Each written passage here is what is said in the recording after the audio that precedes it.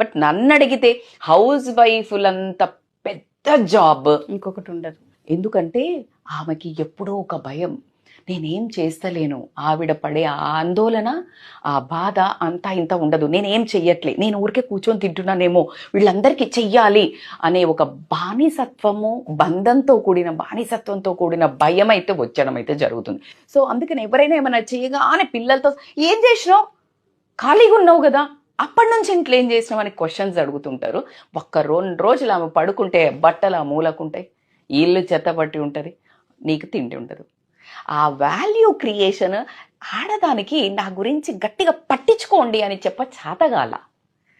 మొగాడు చూడండి, మీరు ఏదైనా గొడవ కాగానే నేను చెయ్యపో అని వదిలేసిపోతుంది, ఆడది అలా వదిలేసిపోదు. 80% యూ కెన్ నోటీస్ ఎనీబడి. మీరు జెంట్స్ కూడా నాతో అగ్రీ చేస్తారు. ఎక్కడ నేను ఎప్పుడు ఆ 20% ఎందుకు వదిలేస్తానంటే, ఆ 20% మగవాళ్ళల్లో మంచిగా ఇలా ఆలోచించే వాళ్ళు ఉంటారు, లేడీస్లో ఇలా ఉంటారు కాబట్టి నేను anyways I leave the 20% to that kind of a people. So కానీ కమింగ్ టు ద పాయింట్,